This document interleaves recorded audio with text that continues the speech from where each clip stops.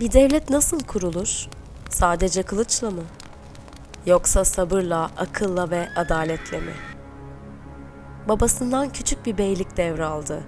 Geriye ise bir ordu, bir başkent ve Avrupa'ya açılan bir kapı bıraktı. Bu Osmanlı'nın ikinci beyi, gölgedeki kurucusu Orhan Gazi'nin hikayesi. Söğüt 1281. O bir sarayda değil, bir atın üzerinde, kılıç seslerinin ve halk meclislerinin tam ortasında büyüdü. Zaferin getirdiği ganimeti de gördü, yoksulluğun getirdiği çaresizliği de. 1324'te babası Osman Gazi vefat ettiğinde devletin yükü Orhan'ın omuzlarına geçti. Ama taht olgunlukla devredildi. Kardeşi Alaaddin Paşa ile birlikte Osmanlı'nın ilk düzenini kurdular.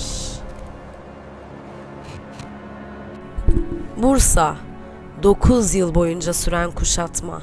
Bir savaş değil, bir sabır sınavıydı. Her taşın ardında bir umut, her sessizlikte bir bekleyiş vardı. Ve bir sabah surlar çöktü. Bursa artık Osmanlı'nın kalbiydi. Orhan Gazi şehri yeniden kurdu. O yalnızca toprak kazanmayı değil, düzen kurmayı da biliyordu. Osmanlı'nın ilk düzenli ordusunu kurdu. Yaya ve müsellem birlikleri.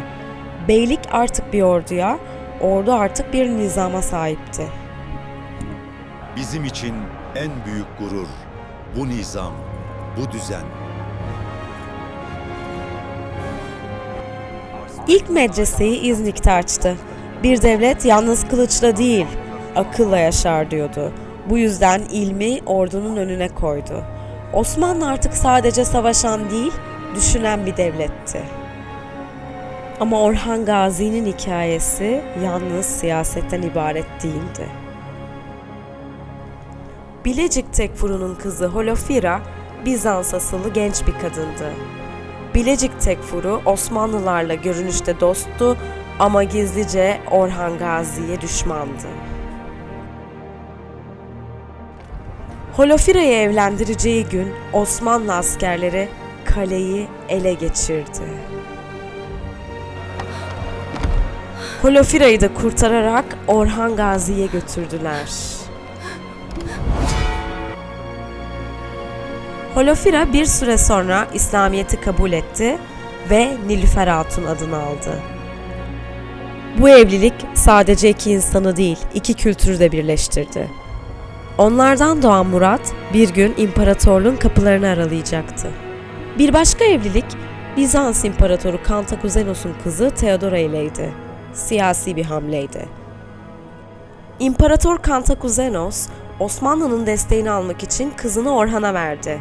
Theodora Osmanlı sarayında Hristiyanlığını korudu, kendi inancını ve kimliğini asla terk etmedi. Orhan Gazi bu evlilikle Bizans kapılarını araladı. Bu ittifak sayesinde Bizans Osmanlı'nın ortağı oldu. Orhan tarihin yönünü değiştirecek bir yer kazandı. Çimpe Kalesi. Artık Osmanlı Avrupa'ya adım atmıştı.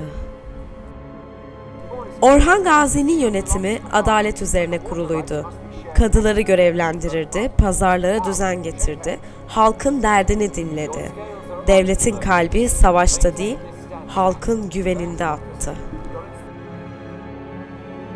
Thank you, Orhan. I know you will help us. Ama her lider gibi onun da yaraları vardı. Oğlu Halil Ege'de korsanlarca kaçırıldı.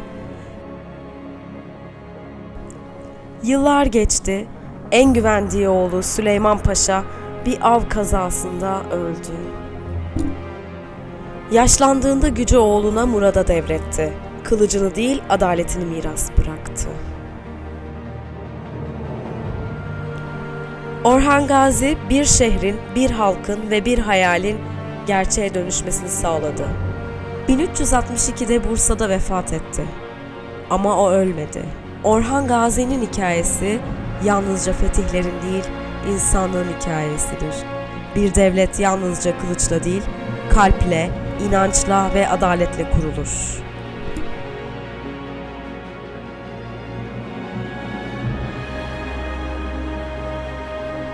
Bizi izlediğiniz için teşekkür ederiz. Yeni içeriklerden haberdar olmak için abone olmayı lütfen unutmayın.